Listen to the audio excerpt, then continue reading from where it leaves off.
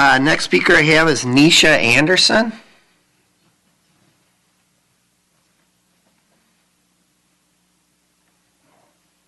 Welcome. Thank you. My name is Nisha Anderson, and I live at 54th and Oak Green Avenue in Baytown Township. I have a daughter in first grade at Anderson Elementary and a daughter at the 4-year-old preschool program at the Early Childhood Center. I'm a former elementary school teacher, and I taught 2nd and 3rd grade in Anoka-Hennepin. Recently, I set up a meeting with Principal Benz because I know this is the time of year principals are working on staffing for the following year. I had already met with her a few times this year regarding concerns for safety in the classroom, so I was hopeful to hear about how classes are made at Anderson, since this is our first year there, and what the accommodations or plans would be that would be put into action for students and teachers for the next school year. I will say Mrs. Benz has been very open to discuss, listen, and share plans and information as she can. At the meeting, I learned news about the next school year that greatly concerned me. Our current first graders at Anderson are in 3 classrooms with 18 to 20 children per classroom. Next year, the plan is to have 2 classrooms in 2nd grade, and that would bring our numbers up to 29 per class. I understand class size and numbers of sections are something that are continuously changing with families coming and going, moving out of the area, moving in. I also understand we are currently working with numbers that we have now, which are likely to be different than in August. Nonetheless, I'm concerned, as we're planning for 29 children in a 2nd grade class is way too many in my experience. The reason my husband and I placed our children into the care of the public school system is because we believe it is the best place for them to grow and learn to become the most productive and compassionate members of society possible.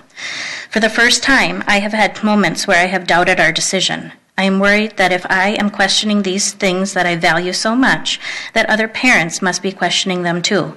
I know many parents are concerned about what is happening in our schools, and they are moving to other options. Something big needs to change to help with our enrollment. Other schools are drawing students out of our schools because they can provide the basic fundamentals that schools should: a safe environment and a place to learn. Tonight I'm here to bring up my serious concerns relating to safety and learning at Anderson. I don't want to go into a laundry list of examples of why this needs to be addressed, because I know the board, superintendent, and principal have all been receiving countless emails on this topic. The bottom line is that if we put so many students into one classroom at this young age, when they are already struggling at this low class size they currently have, I cannot understand how the teachers and students could be set up for success. I am an educator, and I know this is not an issue isolated to Anderson. This is a nationwide issue that needs immediate attention. My personal teaching philosophy is that children need to be safe, feel loved, and have the basic needs met in order to learn, grow, and thrive.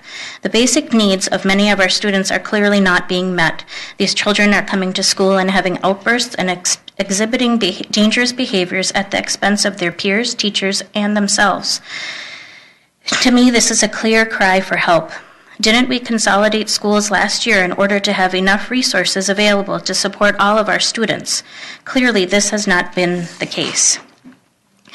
There needs to be a consistent and intentionally trained group of staff responsible for responding to support these children who have additional needs and need support. Hopefully these people can be called for support before behaviors escalate to the point of needing to evacuate classrooms.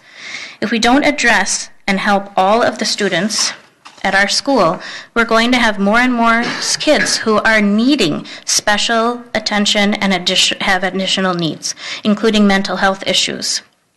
I cannot imagine cramming 29 of these kids into a classroom when we have seen countless examples of disruption in learning already this school year.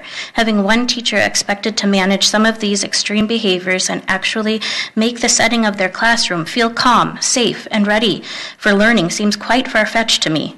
How is it even plausible to think these teachers would have a fighting chance to do what they're really there to do, which is supposed to be teach our children how to read, write, add, and subtract?